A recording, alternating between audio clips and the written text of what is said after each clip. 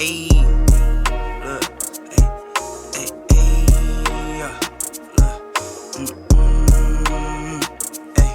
I'm in the lab like Dexter, brand new batch he tested.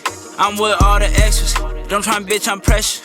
I'm the type to step on steppers, I'm the type to step on steppers, I'm the type to step on steppers, I'm the type to step on steppers. From all that, I don't want to talk too much about my team tonight as we didn't have a game on Sunday. The game that we all want to talk about is the Philadelphia Eagles versus the San Francisco 49ers, a rematch of last year's NFC Championship game, a game that was cut short due to Brock Purdy's injury. But in this past game, everybody was healthy, everybody was locked in and ready to go. And the San Francisco 49ers were able to go into Philly and give the Philadelphia Eagles a beatdown of which was the score was 42-19. So let's go ahead and get our takeaways from that game first. Like early on, the first drive for the Niners, it looked like it was a bit of a struggle. Looking like it was one of those games where Philadelphia is gonna kind of settle in and end up, edging it out. But then, like this Niners team, like it was legitimately 8 yards per play. Like everything felt like they were getting whatever they wanted. And Deebo Samuel, all off season long, he was talking about, James Bradbury's trash, and if we had Brock Purdy, we would have won. And he was just talking a lot of shit. And even coming into this matchup, he was talking shit. And the guy stood on business. Simple as that. The guy stood on business. The whole 49ers team stood on business. They basically told the Philadelphia Eagles, like, hey, if we had our quarterback that game, we would have beaten you guys. Simple as that. And this Philadelphia Eagles defense, man, they got ripped to shreds. Like, ripped to shreds. Deebo Samuel got whatever he wanted. Christian McCaffrey got whatever he wanted. Brandon Ayuk got a touchdown. I mean, these guys legitimately, Brock Purdy was hitting guys wide open left and right. Like, they got absolutely torn to shreds. And it's a humbling. Like, sometimes, some of these teams, they need a reality check. Like, hey, like, the 49ers were telling them, we're here still. Like, just don't think the NFC is some sort of cakewalk. We're sitting around here. And that's exactly what they did. They gave him a beatdown. And, maybe tables would have turned if a couple of those drives that the Eagles ended up in touchdowns, but they ended up in field goals, and the 49ers took advantage. They came right back and just smacked them right in the face. And, that's a bit of a, shock if I was an Eagles fan to you're coming into this matchup, you're thinking, well, now we can basically prove like, hey, we should have been in that Super Bowl. And they did the complete opposite, man. They got beat down, and it was a disappointing effort. And like, without a shade of a doubt, I feel like we're all gonna probably have them as one of our biggest disappointments coming to this week when we talk about that segment. Man, I feel like the Niners stood on business. All off season long, all beginning of the season, they said that, hey, if we had our quarterback healthy, it would have been a different story in the NFC Championship game. Especially Deebo. Deebo, him, calling out Bradbury in that secondary, saying that you guys are trash. Y'all couldn't stand a chance if our quarterback was playing. And it showed, Niners controlled the game from beginning, from the jump to the end. And they punched them in the mouth. Every single play they had, everybody ate, from Ayuk to McCaffrey, especially Deebo, 3 touchdowns on the day, and was playing phenomenal. And, you got to mention the defense. I felt like the defense had a good day. AJ Brown ate, but, they shut down that run. And, once you contain the Eagles' run, you force Jalen Hurts to, throw the ball, you sit in the zone. It's tough for him, and he struggled. So, for me, Niners, they came out, they stood on business. They said this if we had our quarterback, and, all these players are trash. They're not that good. And yeah, it shows. The score came out 42-19. I kind of don't like how the Eagles came out respectfully. Like, these guys are, calling you bums, calling you guys trash, saying that y'all don't deserve that championship without, us losing our multiple quarterbacks in a game. They didn't respond back to that. And, it shows that, Niners came prepared, and everybody had a field day. So, great game by the Niners. They put the Eagles on ice. They told them, like, yo, we're here. We probably see each other again in the NFC Championship game. But last year was a fluke. This time we got our quarterback. We're healthy, and we're ready to go. And that just showed out. So, Eagles, they got to come back, and they got a big game this week against the Cowboys. So, back-to-back weeks, Cowboys, they're hungry. They're blood ready. So, Eagles got to respond back to this one as well. So, we'll see what happens. Man, I was expecting a better fight, a much closer matchup between these two teams, and it was looking like it for one quarter. The biggest takeaway for me from this game was how the Eagles came out and only left their first 2 drives with 2 field goals, leaving the end zone with 6 points. Obviously, when you play a team like the Niners, you don't want to, come out like that. Obviously, those 2 drives are amazing. The Eagles defense was able to hold up on their end for a little bit. They were able to contain the Niners up until, Kyle Shanahan and the guys were able to settle in. I know a lot of emotions are riding high on this game. And once they settle in and they realize that their run game, their run defense isn't good, Christian McCaffrey had a field day. I believe on those first 2 drives, Christian McCaffrey didn't have a single touch besides like 1 target, but other than that, he wasn't able to get the ball in the run game. And Brock Purdy looked a little bit rattled a little bit, but in the beginning. But that's the thing. I expected the Philadelphia Eagles to come out and swing and give them their best punch and kind of put the pressure on the Niners, because coming into this game, all the pressure was on them to perform, because the Philadelphia Eagles last year, obviously they didn't win the Super Bowl, but they beat them all the way into a Super Bowl appearance. And the Niners are still talking from literally the week of the Super Bowl all the way up until the week of the game, even on game day.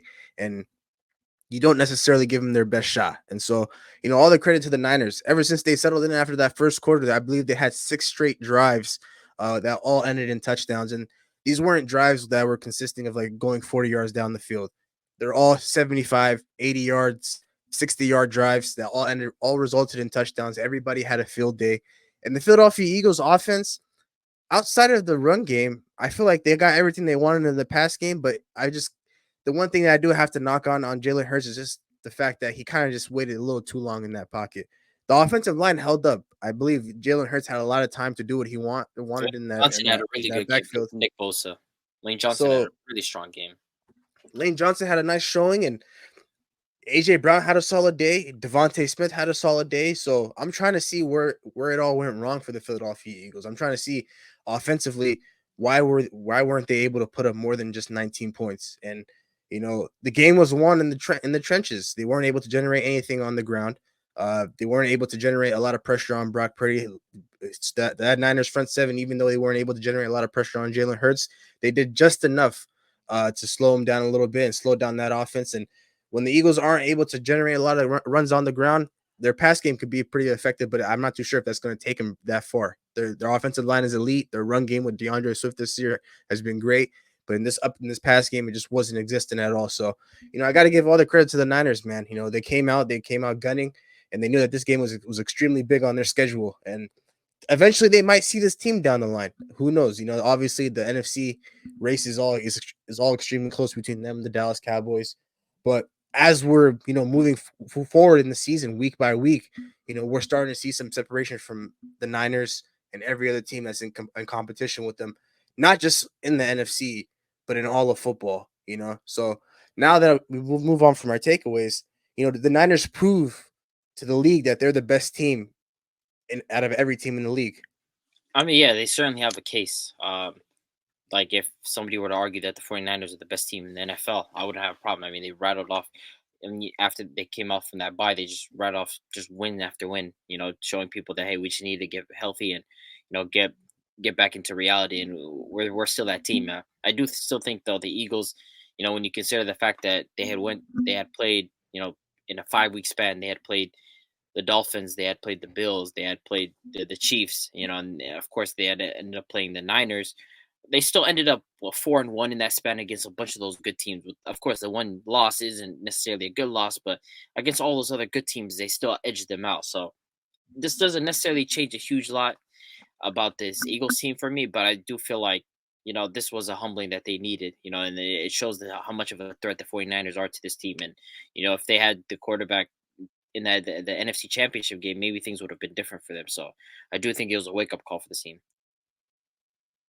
I wouldn't argue against Niners being one of the best teams in the NFL. I mean, offensively when healthy, defensively when healthy, they do show it. And those 3-game stretch that they lost, missing Deebo, missing Trent Williams, it showed a little bit. You get those guys back and they rip a little win streak, and it's very evident. They beat some good teams on that little win streak. So there's no argument about that. We haven't really seen a stable team offensively and defensively on both sides of NFC and AFC. So I feel like the Niners are. You do have the Eagles right behind them. And you do got the Cowboys, but to me, I feel like they punched both those teams in the mouth, and I feel like they're much better. So I do agree with that. They're one of the best teams in the league. So the Niners have played both teams, but I think they beat them by a combined score of 82-30 something, I believe, or something like that.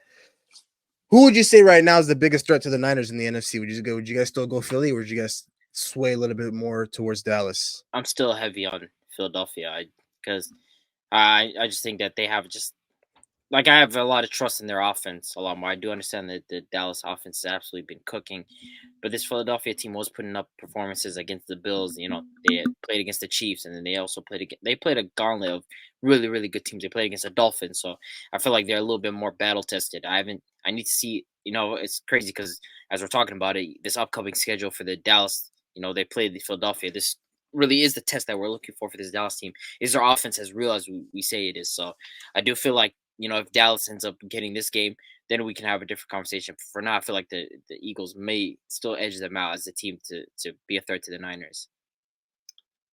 With the Cowboys' upcoming schedule and the games they got, the Eagles, they got the Dolphins, they got the Bills. I feel like this is the competition that I need to see from the Cowboys and them to see, get W's against these top elite teams right here.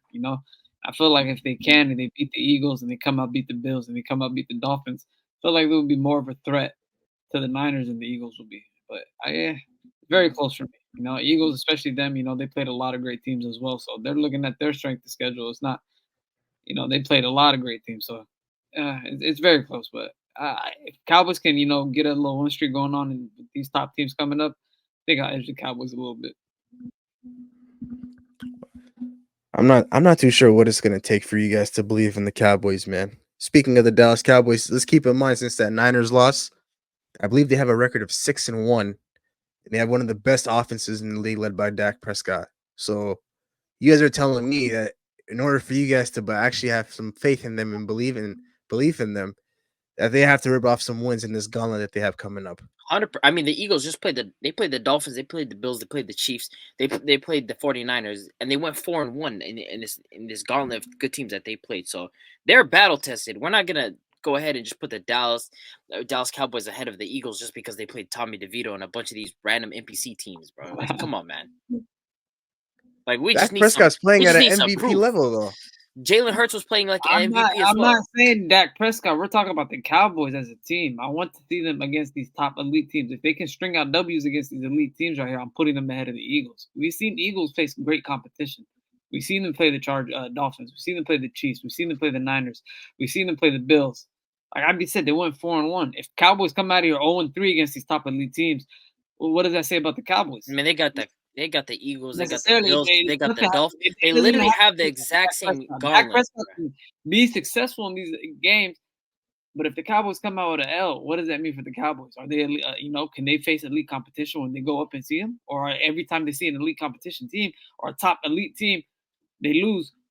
Are we going to consider them? Hey, when they beat these teams, they've been the best offense in these weeks, but they lost to the Eagles twice, they lost to the Niners, they lost to the Dolphins, they lost to the Bills. I mean, that's fair. I do gotta give them a lot of credit, man. I just feel like they're rolling right now. They are. They're hot right now. They got a little win streak going on. Their offense is going, defense is cooking. But now it's time, get right. Let's see what they got. It's gonna help them in the playoffs. Sunday night matchup against Philly, Buffalo, Dolphins, Lions. It's gonna really show whether or not Dak Prescott deserves an MVP award or not. But aside from all of that, the Niners, it's looking closer and closer to them finally accomplishing what they've been trying to go for since I've been in high school, where their Niner fans are screaming "Quest for 6." They've still been on that quest for 6, but this might just be the year, man. When you look at the landscape of the league and you look at all the teams across the board, there's not really a more complete team from top to bottom when you look at the offensive side and the defensive side. So, with the season going on, I'm not too sure who they have on their schedule next, but not too many tough matchups on the way for them anymore. I believe they play you guys this week, and then aside from that, not that many tough. There's only the Ravens, or us and the Ravens. That's it. Other than that, I don't know who else they face. They face the Cardinals, I know. Cardinals, Washington Commanders, and they close out the year at the LA Rams. So there's not really a lot of tough matchups on their schedule. But I know that they're still trying to hunt for that number one seed in the NFC so they can secure home field. And with the Philadelphia Eagles potentially losing to the Dallas Cowboys on Sunday, that could change a lot of things in the NFC, because not only would that drop them down, not only would that move the Niners up, but it would also drop the Philadelphia Eagles down to a wild card spot, because the Dallas Cowboys would have the head-to-head tiebreaker over them. Yeah. So it's going to be interesting to see, man. Obviously this race, for the number one seed in the NFC is getting a lot closer by the week. And Teams have been stepping up, and so as always, we'll be right here to talk about it all. Record a new hit, then we making us a film. Wouldn't sign a deal if I got a couple mil. Been in the lab, now they throwing out deals. Me and now Lakes, now that's overkill.